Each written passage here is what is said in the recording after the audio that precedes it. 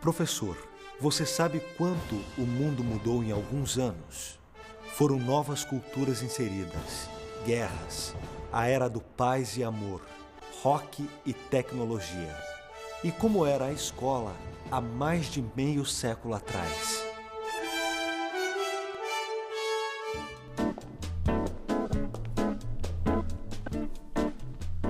A educação na década de 50 é realizada partindo do princípio da formação de uma nação.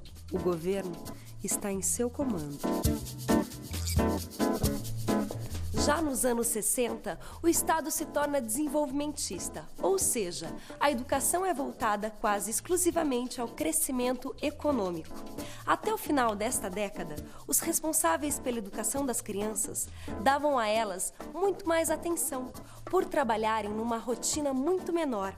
As mães ficavam geralmente em casa. Liberdade! Essa é a palavra dos anos 70. E é a partir dessa época que os métodos de ensino e os livros didáticos começam a mudar. Deixam-se de lado os castigos escolares que muitas vezes eram aprovados pelos pais para viver a era do diálogo. Professores, gestores, alunos e pais, todos envolvidos para não fazer nenhum mal aos jovens. Anos 80. Chega o período em que a educação vira mercado, negócio. Começa o boom de escolas particulares. É o neoliberalismo. A Organização para a Cooperação e Desenvolvimento Econômico, OCDE, difunde a qualidade da educação e a formação ao longo de toda a vida. Era da tecnologia. A internet começa a ganhar espaço. E não só ela, como a TV e rádio ditam moda. Mas a moda que vai além do estilo, atinge a personalidade dos jovens dos anos 90. De acordo com a psicóloga Maiara Junqueira, há um claro desencontro entre a forma como os jovens se enxergam e a maneira como se comportam. Assim, o valor que eles têm de si mesmo muitas vezes não combina com suas atitudes. Valores externos na escola, em casa e no convívio social podem interferir nessa questão. Caro professor, o mundo mudou. Os jovens de hoje são muito diferentes daqueles de alguns anos atrás, tanto em cultura como em hábitos, direitos e deveres, sonhos e planos. Mas as salas de aula são praticamente iguais às dos anos 50 e 60. E você? Mudou? Evoluiu para acompanhar os seus alunos? Vamos dar uma olhada?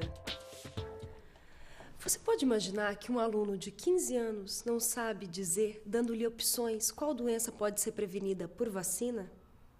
Esse é um dos dados do PISA, Programa Internacional de Avaliação de Alunos, ao qual a revista Época, de dezembro de 2007, faz referência. O Brasil aparece nesse estudo nas últimas posições, tanto na ciência quanto na leitura e matemática. O país vai de mal a pior. E por quê? O que está acontecendo com o ensino ou com os alunos? Em citação retirada dessa revista, o PISA dá ênfase à interpretação de experiências e à resolução de problemas. No Brasil, ainda há muita teoria. Enquanto eles investem em como organizar um empreendimento ou adaptar uma matéria-prima a certa tecnologia, nossos alunos apenas reproduzem o que leram, não criam, não pensam sozinhos. Nossos alunos apenas reproduzem o que leram, não criam, não pensam sozinhos. O impasse maior é saber ao certo de quem é a culpa. Bom, culpa é uma palavra muito forte para o que acontece. É dos professores que não passam o conhecimento da maneira correta ou dos alunos que não querem prestar atenção no que é transmitido. Eu estou me graduando este ano. Minha profissão, professor. Fui questionado várias vezes se tinha certeza que era isso mesmo que eu gostaria para mim. Se eu tinha noção de quanto é desgastante ser professor, do que esse profissional tem de enfrentar dia após dia. Algumas vezes, confesso, pensei seriamente em desistir, principalmente quando me deparei com a realidade escolar. Sim, porque quando eu estava sentada no banco da faculdade, assistindo às aulas, tudo parecia muito fácil. Os planejamentos de aula eram perfeitos, sempre davam certo. Eram os famosos e obrigatórios estágios que em nada se pareciam com a teoria. O problema maior era que a graduação fugia sempre de assuntos comportamentais. As instituições se concentram em ensinar somente aspectos pedagógicos. A questão da gestão em sala de aula era algo abstrato, que teoricamente, após um tempo, deveria acabar. Aí sim que você decide se é ou está professor. Porque ao entrar numa sala de aula, você precisa estar preparado para lidar com os alunos e exercer sobre eles um papel de liderança. É nesse ponto que alguns profissionais da educação tropeçam. Muitas vezes, quanto à competência do professor na sala de aula, não há o que se argumentar, mas ser líder são outros 500.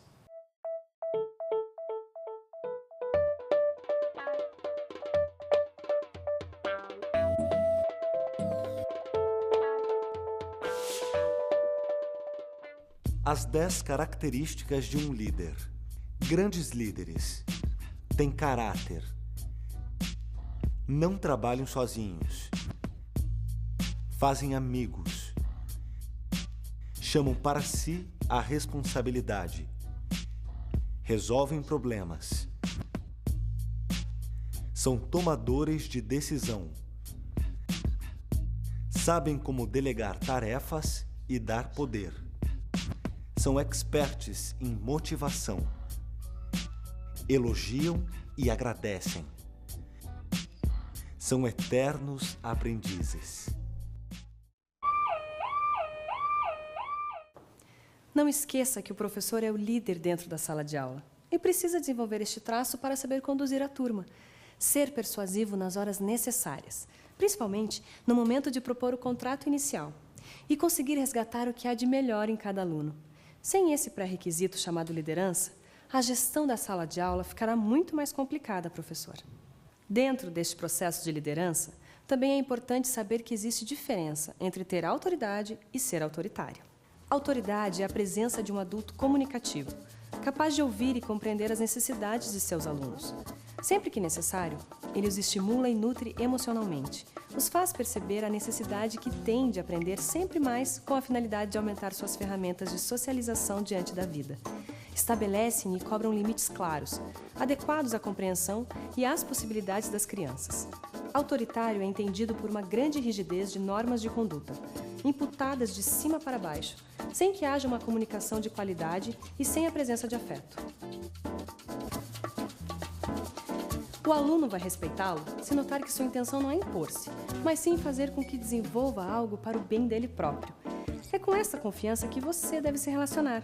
E é ela também que vai abrir espaço para os famosos acordos, geralmente feitos no começo do ano, quando os alunos têm a oportunidade de pensar sobre assuntos como responsabilidade, horários e faltas. Eles costumam ser muito ponderados e até bastante rígidos uns com os outros, pois querem resguardar o sucesso do projeto. Uma maneira interessante de expor esse tratado é utilizando a cartilha encenada.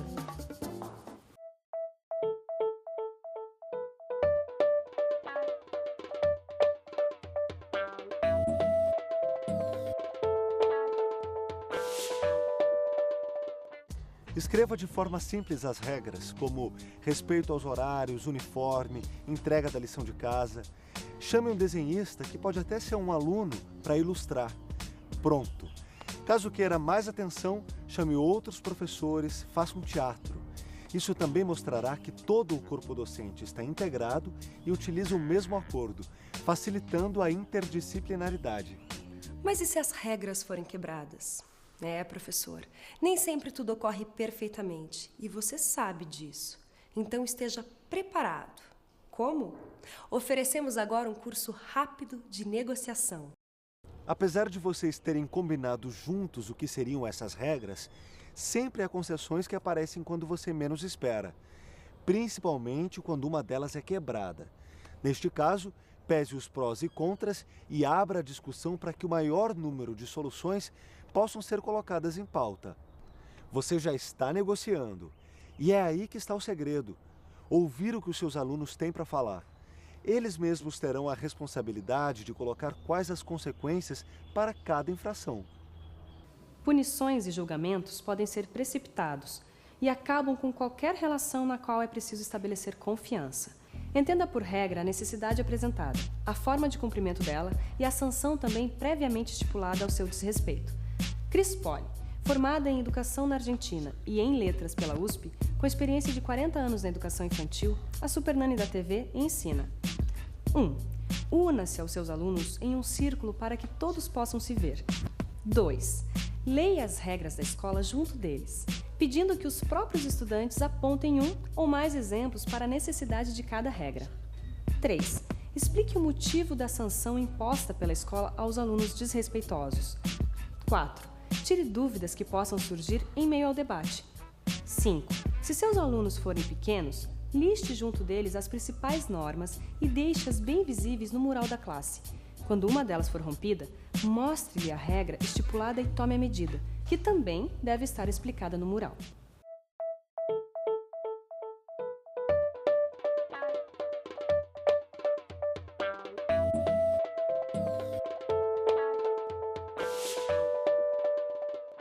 O sucesso da sua aula depende de você conhecer os seus alunos, mas isso geralmente não é ensinado na faculdade. Uma ótima sugestão é o projeto Conhecer Antes de Ensinar, citado por Rubens Portugal na revista Profissão Mestre. A primeira frase do texto é exatamente essa: vale a pena sacrificar os primeiros 8 dias úteis de aulas antes de começar a despejar conteúdos nas crianças? A partir disso, ele conta como uma escola colocou esse projeto em prática e melhorou em muito o desempenho de seus alunos, evitando também conflitos durante o ano.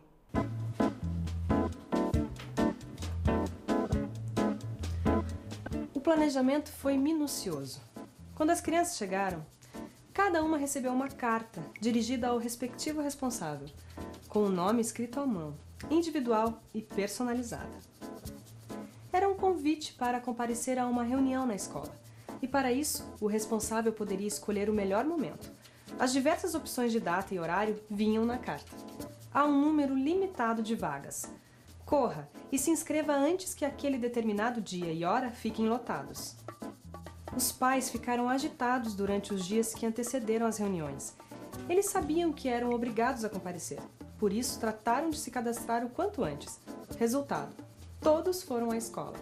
Enquanto aconteciam os encontros com os pais, os professores entrevistavam os estudantes durante 1h30, em grupos de 5, sobre questões básicas do tipo: quem paga as contas básicas? Como é sua família? Além disso, verificavam as habilidades das crianças quanto à numeração, formas geométricas, leitura, escrita e etc. Durante os encontros, a diretora da APM chamou as mães mais interessadas para formar os Círculos de Mães Voluntárias, compostos cada um por 5 mães. Sua missão: ajudar a direção da escola, visitando sempre que fosse necessário as famílias que estivessem em crises de doenças ou outras.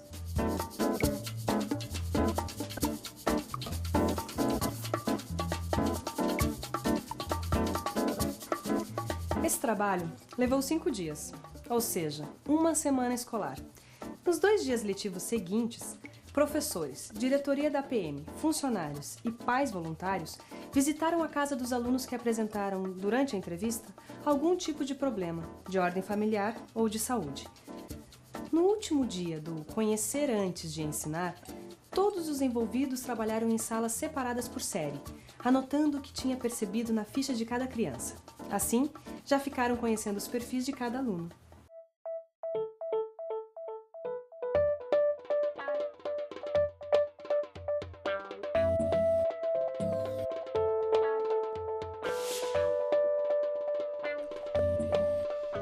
Outro ponto a se destacar é que o conhecimento do perfil da turma representa um importante passo no gerenciamento de classe e é uma ferramenta fundamental para a resolução de conflitos. Existe um programa americano chamado CREET, Conflict Resolution Education in Teacher Education, o qual treina candidatos a professores específico para essa área. Vamos destrinchar os conflitos juntos? Com os passos a seguir, fica bem mais fácil. Compreensão do conflito. Antes de tomar parte ou chamar a atenção, identifique o motivo do conflito e as pessoas envolvidas na situação. Compreensão das emoções no conflito. Depois de entender o que está acontecendo e reconhecer o perfil dos alunos envolvidos, busque compreender quais emoções estão por trás dos comportamentos apresentados. Comunicação. Agora que você já formou um cenário mental do conflito, chegou a hora de interferir. Assim, fica mais fácil adaptar um discurso e uma psicologia adequada para cada situação e aluno. Solucionando problemas. A criação de grupos de discussão para chegar ao consenso dentro da classe também ajuda na resolução de conflitos. Expõe o assunto a ser debatido perante a turma. Isso contribui para que todos participem. Gestão de conflito como ferramenta em sala de aula. Outra estratégia que você pode adotar para gerir o conflito é a nomeação de monitores na classe, mas não esqueça de fazer um rodízio entre os alunos. Responsáveis por programas que oferecem aulas de gestão de classe dizem que o foco não pode se restringir a um único tema. Como lidar com estudantes problemáticos, por exemplo. Também é importante criar uma atmosfera que promova um aprendizado cooperativo. Chris Polly explica que às vezes o conflito pode estar entre a visão da escola e a da família. Por exemplo, os pais são adeptos a uma educação mais liberal e a escola torna-se muito rígida a seus olhos. E quem vai responder a essa diferença de comportamento? O estudante, claro.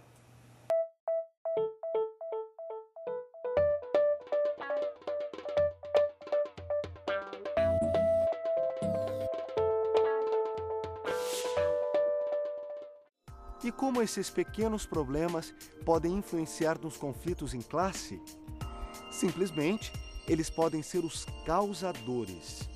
O aluno que tem problemas de audição, por exemplo, não consegue ouvir o professor quando ele está em determinada distância.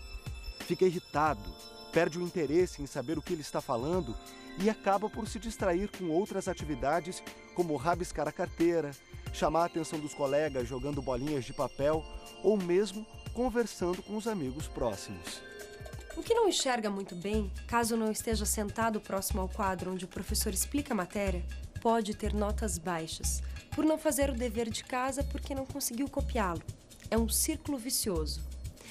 E quando a criança não tem o menor controle sobre si, vive no mundo da lua, anda pela sala, fala sozinha ou com os colegas desde que entrou na sala pela primeira vez. É visível também seu esforço para manter-se quieta. Fica ansiosa, nervosa e ainda mais agitada quando leva uma bronca do professor.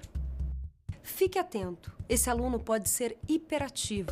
Chame um psicólogo escolar e faça uma avaliação clínica desse estudante. Muitas vezes, os próprios alunos e seus pais desconhecem que sofrem com esse problema. Mais um caso. Uma professora relatou certa vez que uma de suas alunas não separava os dígrafos, mesmo ela ensinando que a criança poderia fazer isso. A professora, não satisfeita, foi atrás de uma resposta a essa reação da menina e descobriu que seus pais estavam em processo de separação. E essa palavra, separação, tornou-se cruel na visão da jovem. Como vimos, os conflitos em sala podem ser gerados por problemas em casa, de saúde, traumas e até deficiências.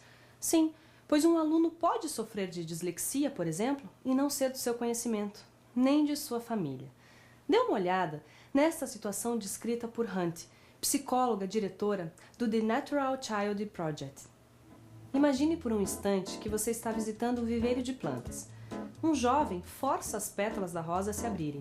Ele explica: "Meu chefe quer que todas essas rosas floresçam essa semana." Mas cada rosa floresce a seu tempo, você diz. Não importa quando a rosa vai desabrochar, uma rosa sempre desabrocha no momento mais oportuno para ela. Uma rosa murcha, e você o alerta para isso, dizendo que não é um defeito dela, só precisaria satisfazer as necessidades de água e luz da planta e deixar o resto por conta da natureza. Por que o chefe dele é tão mal informado e tem expectativas tão irreais em relação às rosas? Cada vez mais, não só educadores, mas a grande maioria das pessoas tem se preocupado com a inclusão dos portadores de deficiência, estimulando-os a se tornarem parte atuante da sociedade, principalmente na escola. Não deixe que essas diferenças criem animosidades. Tem que partir de você, líder dessa pequena comunidade, o exemplo. A psicóloga Ana Luísa de Menezes aconselha: tenha autocrítica contínua. Aprenda a conviver com o diferente. Pessoas, culturas, línguas, costumes, religiões. Exerça a humildade como aprendiz. Transforme o preconceito em algo que deve ser pensado e combatido sempre, e não apenas em situações pontuais. Busque uma evolução permanente como pessoa e nunca esqueça que o mestre é uma referência aos alunos que perdura, muitas vezes, para sempre. Não tenha receio de pedir ajuda aos pais caso seja necessário.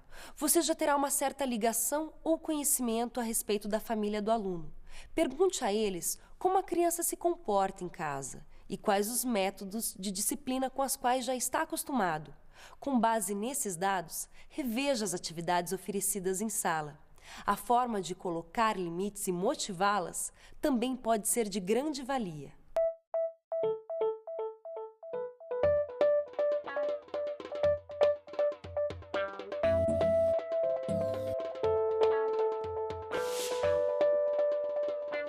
A maioria das pessoas usa relógios de pulso com extrema precisão, marcando cada segundo precioso que não pode ser perdido. A vida moderna é frenética como os adultos de hoje. Adultos estressados. O dia, para alguns, precisaria ter mais horas para serem utilizadas com trabalho e responsabilidades. Entretanto, é preciso notar que a criança tem um tempo biológico no modelo antigo, o qual precisa ser respeitado para que as atividades sejam realmente proveitosas.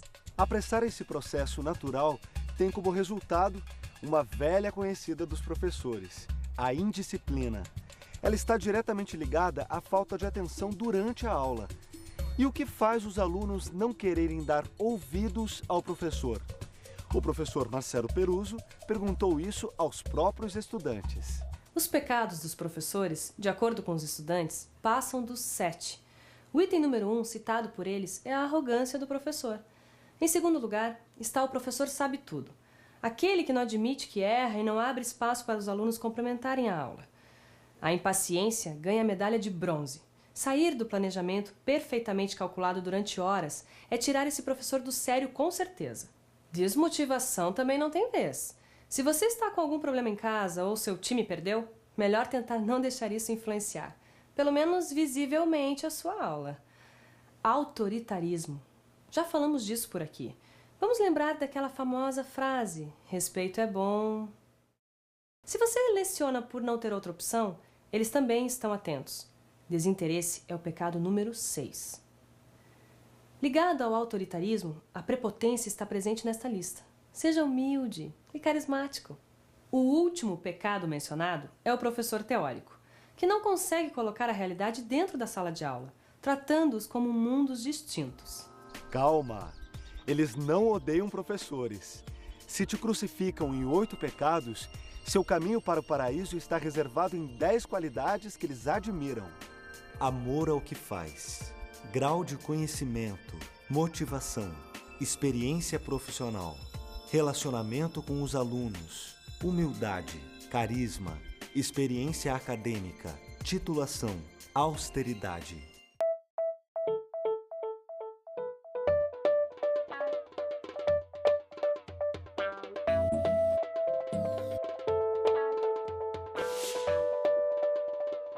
Agora você já tem noção sobre o que os estudantes pensam sobre você.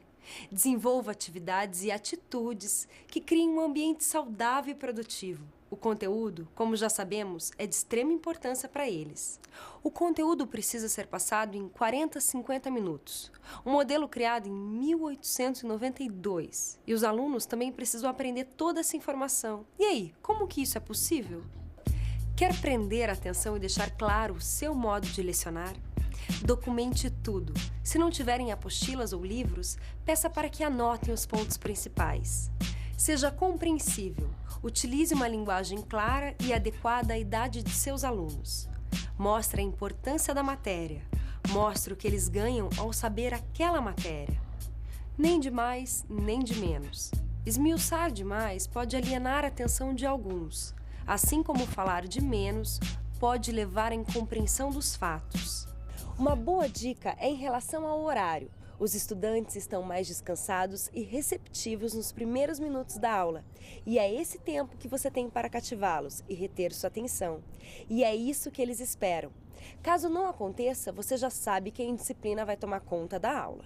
Use uma boa dose de realidade. Se tiver uma história que se encaixa ao conteúdo, mas é meio antiga, utilize elementos que a deixem mais moderna, sem perder a essência. Além disso, o bom humor é fundamental. Humor inteligente. Não utilize piadas preconceituosas e descabidas. Pense bem e saiba até que ponto ir dentro de uma sala de aula. Para não ficar estranho para os seus alunos, esse tom descontraído tem que estar presente desde o começo da aula.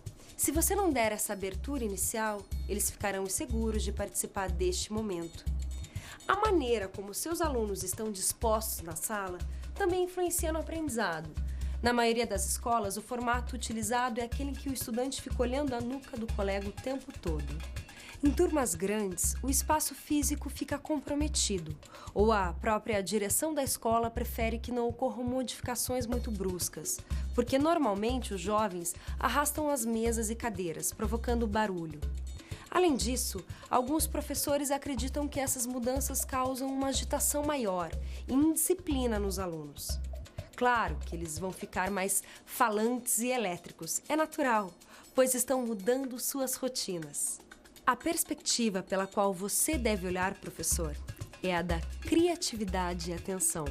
Os alunos poderão trabalhar em grupo, sentar de uma maneira ou em um local diferente e até mesmo vê-lo de outra forma, não apenas a habitual. Você poderá aproximar, conversar, elogiar mais e utilizar melhor o ambiente.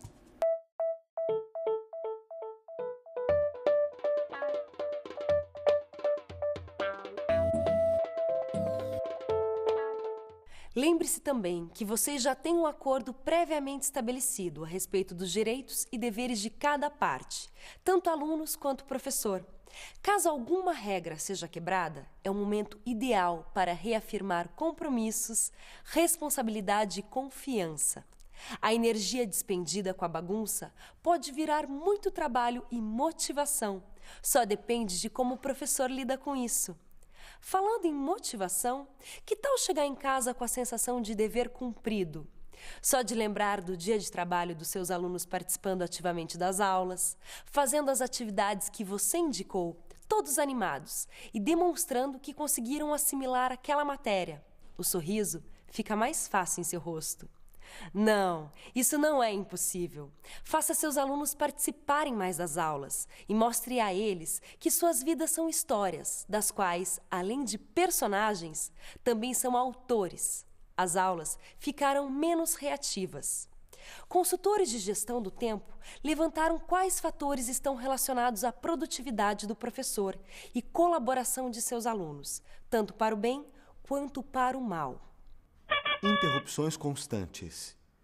Nesta categoria, você pode incluir celulares que tocam nos momentos mais importunos e insistentemente, as famosas conversas paralelas e os, geralmente, passeios ao banheiro. Como resolver isso? Atraindo o interesse do aluno.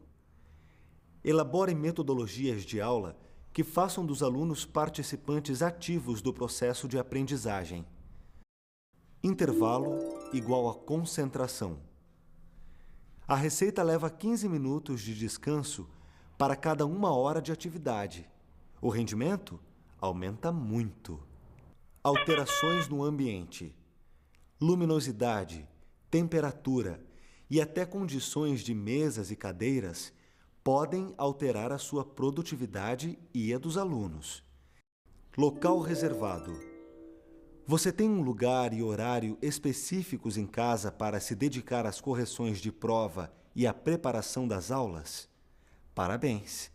Nem todos conseguem ter este momento. Planejamento zero. Trace suas atividades semanais, deixando tempo para leituras e estudo. Não esqueça de incluir janelas na programação, de forma a ter alguma flexibilidade. Com todas essas dicas, vai ficar fácil planejar uma aula mais leve e divertida, não é mesmo?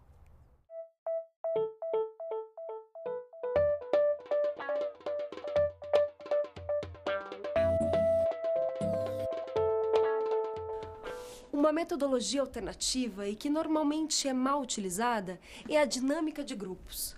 Vale a pena abordar esse tema, pois se trata de uma atividade curta e objetiva, com características motivadoras e envolventes, sem contar que é um recurso valioso na gestão da sala e de uma aula. O que precisamos compreender também é o fato de a dinâmica ser um potencial instrumental, não só dentro do fazer pedagógico, mas também como um elemento importante da base instrumental do currículo, devendo, portanto, constar no planejamento pedagógico e no plano de aula. Baseando-se no relacionamento da turma e na criação e execução de tarefas, esse modelo de desempenho segue um programa sistemático, organizando a sequência dos conteúdos e atividades. A questão da disponibilidade de informações personalizadas faz com que as curiosidades individuais dos alunos aflorem, com que eles admitam a troca, favorecendo o aprendizado de todos e permitindo que os processos vinculados com o ato de aprender ocorram no horário solicitado, respeitando as características e o coletivo. Muitas vezes, devido à linguagem, os alunos entendem melhor a matéria depois do reforço da explicação pelo colega. Assim, trabalhar com dinâmicas educativas instrumentaliza o educador a disponibilizar com sucesso o processo de inter-relação. Então, poderíamos afirmar que, em se tratando de aprendizagem experimental, a dinâmica dentro do fazer pedagógico considera as necessidades e a identidade do grupo que é aplicada. Muitos são os educandos que fazem da experiência em dinâmicas um motivo primordial para participar de uma forma proativa em seu próprio processo de aprendizagem. O estímulo e a motivação são consequências da aula, e não somente o pré-requisito. A nova ótica de desempenho, consequentemente, traz cada vez mais o aluno como sujeito do processo. Desta forma, torna-se muito mais um processo de aprendizagem do que de ensino. E é dentro dessa nova visão que temos de focalizar o nosso desempenho.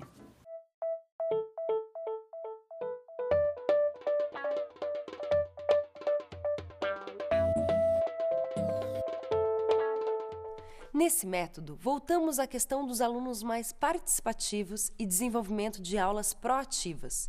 Tudo está muito bem interligado, assim como a grande rede de computadores, a internet.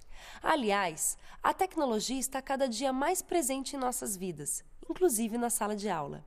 O mercado educacional, em específico, resistiu durante muito tempo a esse tipo de inovação, geralmente por um distanciamento de linguagem e aplicação efetiva ou então por impossibilidades financeiras. As escolas que precisam abrir espaços de informática para os estudantes devem também lembrar de aperfeiçoar seus professores. Todos sabem lidar com as novas tecnologias? Isso é de extrema importância, pois cada vez mais cedo os jovens têm contato com N meios digitais, dominando-os quase que completamente. O professor, diante desses alunos, não pode mostrar-se inseguro, muito menos desconectado desse universo.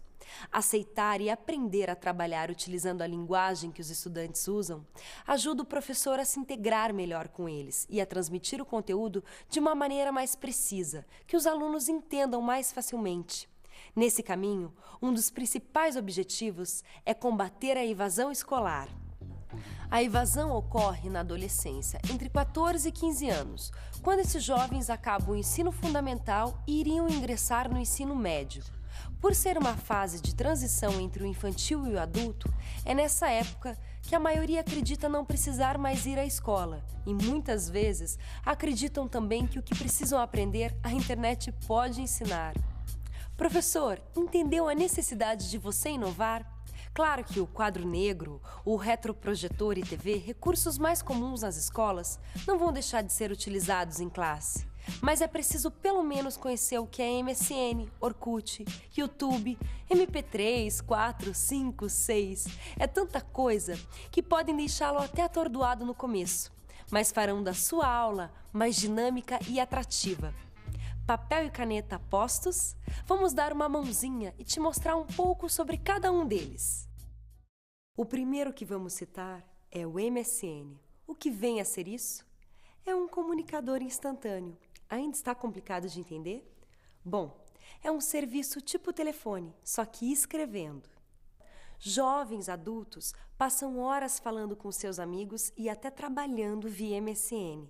Através dele, é possível, além de conversar com uma ou várias pessoas na mesma janela, trocar imagens, enviar documentos, mandar mensagens com som, jogar. Também é possível conversar por vídeos e voz, utilizando as webcams e microfones. O nosso item número 2 é o número 1 em todo o Brasil. Nome do engenheiro turco da Google de 32 anos, responsável por sua criação. Orkut Buyukoketen. Difícil, mas já dá para ter noção pelo primeiro nome. O Orkut virou febre no Brasil, país no qual essa rede social tem mais de 20 milhões de usuários ativos, ou seja, que não apenas criaram sua conta, mas a usam periodicamente. Quase todos os dias, a Google disponibiliza novos itens para serem utilizados no Orkut.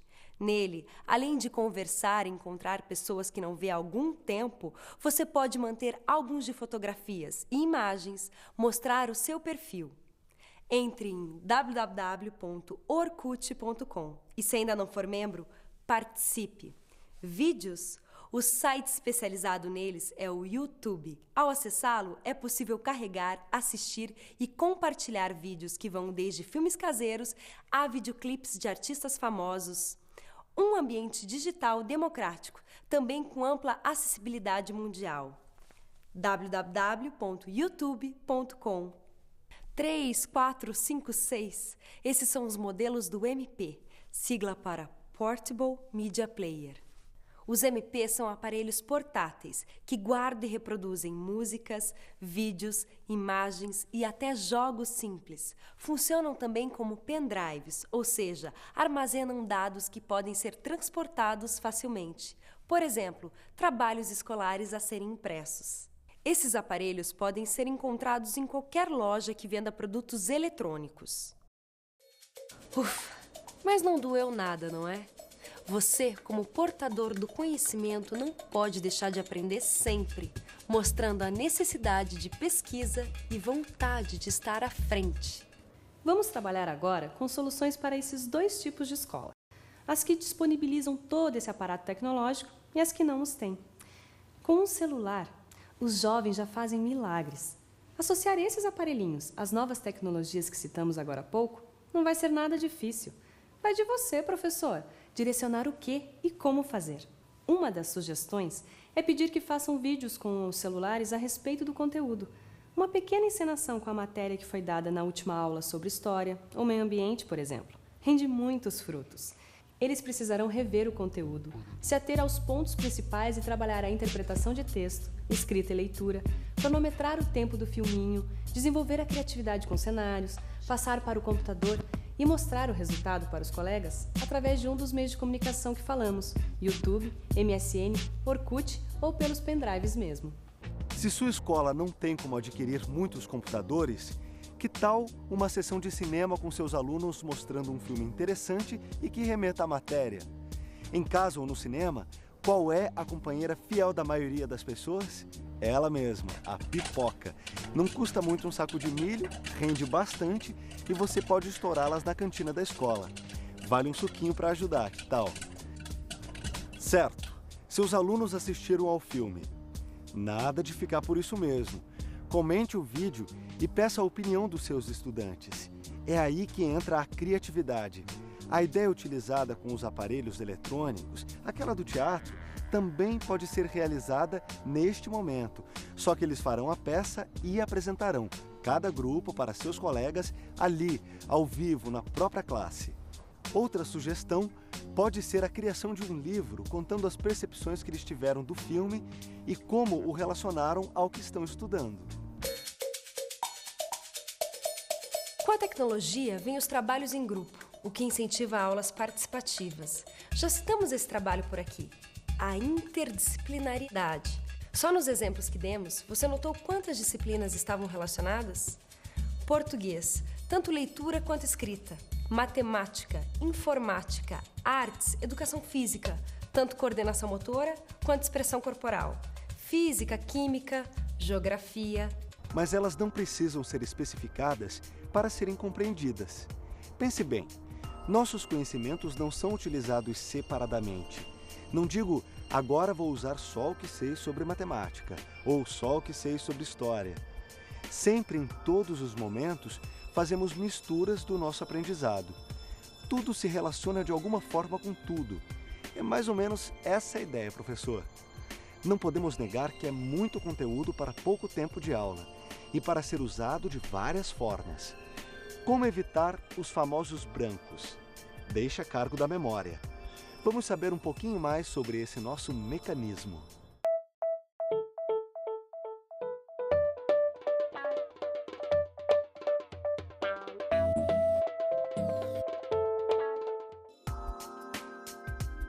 Lobo temporal, hipocampo, córtex pré-frontal, palavras pouco conhecidas para a maioria das pessoas, mas que têm a chave para a diferenciação entre os indivíduos: as memórias. No plural, sim. Vamos começar do começo. A base para iniciarmos esse processo são os neurônios. Eles liberam hormônios quando ativados, fazendo a sinapse, ou seja, propagando os impulsos nervosos de uma célula nervosa a outra. A partir disso, já temos noção de que a memória necessita de outros sistemas atuando em conjunto para que possa ser ativada. Vamos visualizar aquelas 3 palavras iniciais? Elas são regiões do nosso cérebro.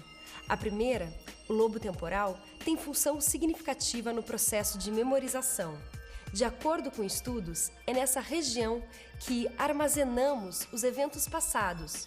Ilustrando fica mais fácil. O hipocampo é o gerente, a parte que vai separar e guardar aspectos importantes para fatos e eventos. Também reconhece novidades e trabalha as relações espaciais. É importante você conhecer também a amígdala. Não é aquela que você está pensando.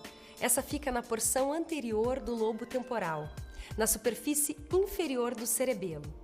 Bom, essa amígdala se conecta com o tálamo e com os sistemas sensoriais do córtex. Essa ligação gera respostas emocionais, ou seja, propicia a interferência das emoções na aprendizagem. Por quê? Essas respostas ativam outras conexões da amígdala para as vias sensoriais. O córtex pré-frontal é utilizado para resolver problemas, assim como planejamentos. Seu papel na memória deve-se ao fato de estar conectado com o lobo temporal e o tálamo, aquelas regiões que falamos há pouco. Agora que já estamos localizados fisicamente, vamos detalhar quais tipos de memória existem. De acordo com a doutora Silvia Helena Cardoso, no texto Memória, o que é e como melhorá-la, possuímos 3. A ultra rápida, que tem duração de alguns poucos segundos. A de curto prazo, responsável pela informação armazenada por minutos ou até algumas horas para proporcionar a continuidade do nosso sentido do presente. A terceira é a de longo prazo, que estabelece traços duradouros. Vamos ilustrar com um exemplo dado pela própria doutora. Você acaba de ouvir o telefone ditado por alguém, mas em poucos segundos é incapaz de se lembrar de parte ou de todos aqueles números. Por quê? Essa memória é temporária e limitada em sua capacidade, sendo armazenada por um tempo muito curto no cérebro. É a memória de curta duração. Lembre-se, para que a memória curta se torne permanente, requer atenção, repetições e ideias associativas. Seguindo essas etapas, a informação será armazenada na memória de longa duração, que é mais permanente e tem uma capacidade muito mais ampla. A declarativa, como podemos ver neste quadro, ainda é dividida em episódica, e só pelo nome já caminhamos para sua definição e função, a de reter informações relacionadas a tempo, datas. E temos ainda a semântica, memória que contém o significado das palavras. Aqui também podemos lembrar da memória coletiva, que é o compartilhamento de significados das palavras, o que propicia o entendimento na comunicação. Nesta, basta um pedaço, imagem, cor ou cheiro para lembrar do fato. Ou nem isso, no caso de precisarmos amarrar os sapatos, por exemplo, pois já estamos com o passo a passo para isso internalizados, memorizados. Professor, você já tem uma noção do que nossa memória é capaz e aprendeu que a memória é um conjunto que precisa ser trabalhado por completo para melhor aprendizagem e retenção de informação. Dica: na hora de escolher o material didático que será adotado em sua escola, procure os que possuem mais figuras, exemplos reais e diagramas que mostrem a relação entre o conteúdo passo a passo. São pequenos detalhes que fazem toda a diferença na memorização. Pesquisadores citam o envolvimento dos pais nesse processo. Com brincadeiras e jogos lúdicos, é possível, desde cedo, ajudar os filhos a desenvolver de maneira mais eficiente sua memória, auxiliando não só na escola, com o conteúdo, mas no cotidiano em pequenas tarefas. O que fazer para melhorar a nossa memória? Mais uma vez, recorremos às orientações da doutora Silvia Helena Cardoso. Estimule a memória. Pratique atividades diferentes das quais está habituado. Dance, costure, desenhe. Isto poderá estimular os circuitos neurais de seu cérebro a crescerem. Além disso, não tente guardar todos os fatos que acontecem. Focalize sua atenção e se concentre naquilo que você achar mais importante. Trabalhe essas lições com seus alunos para ajudá-los a melhorar suas memórias e, consequentemente, seus conhecimentos. Relaxe. É impossível prestar atenção se você estiver tenso ou nervoso. Exercício. Prenda a respiração por 10 segundos e vá soltando lentamente. Associe fatos a imagens. É uma forma muito eficiente de memorizar grande quantidade de informação. Exercício. Feche os olhos e imagine um bife frito, grande e suculento. Sinta o aroma e a maciez da carne. Imagine-se cortando a carne com uma faca e um garfo e saboreando-a. Se a sua boca se encheu de água enquanto você visualizou essa cena, então você fez um bom trabalho. Faça exercícios com outros objetos, como um prato de sopa, uma taça de sorvete, uma torta de chocolate, em uma sala de dentista, etc. Lembre-se que algumas vitaminas são essenciais para o funcionamento apropriado da memória e são encontradas no pão e cereais, vegetais e frutas. Caso o cardápio de sua escola não contemple nenhuma dessas opções, sugira a direção a inclusão desses alimentos. A água ajuda a manter o funcionamento dos sistemas da memória, especialmente em pessoas mais velhas. Não podemos deixar de falar dele também, o sono. Permita sono e descanso suficiente do cérebro. Durante o sono profundo, o cérebro desconecta dos sentidos, processa e armazena a memória. O gerenciamento de classe, como podemos observar, requer muitas etapas. Desenvolvimento da liderança, conhecimento das características dos alunos, gestão de conflitos, estabelecimento de regras, gerenciamento de atenção do estudante, estudo sobre as memórias.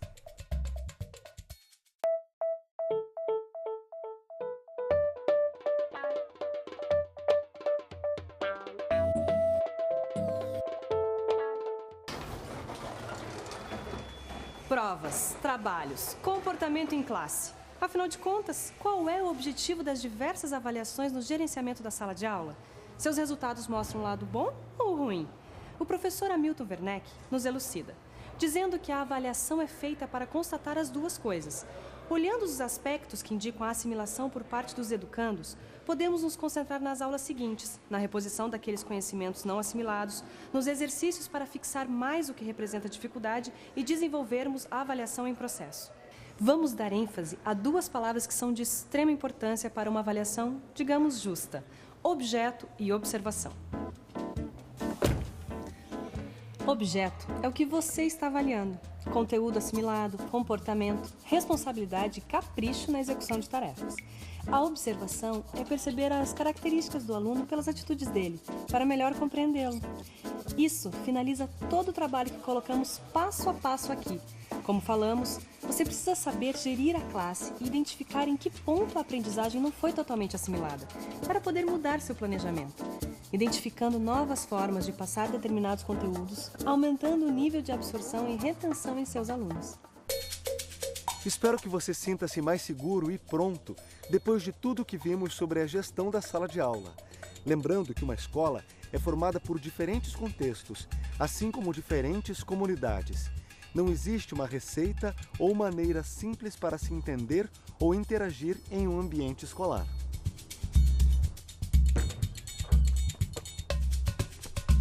Para o senso comum, a tarefa de gestão de sala de aula limita o professor a colocar-se diante da classe repleta de alunos e simplesmente falar, enquanto eles executam e escutam o que deve ser feito. Como vimos no começo desse DVD, isso não funciona assim há algumas décadas. Você, professor, entende que a realidade é e necessita ser diferente. Com os conhecimentos adquiridos ao longo da sua carreira, aperfeiçoados com este material e colocados em prática no seu cotidiano escolar, com certeza sua gestão de classe será muito mais eficiente e seus alunos terão um aproveitamento muito maior do conteúdo, além do clima agradável que irá permanecer na escola entre o corpo docente e diretoria. E o principal, seus alunos nunca esquecerão das suas aulas. Bom trabalho! Aquele que consegue fazer coisas difíceis parecerem fáceis é um educador.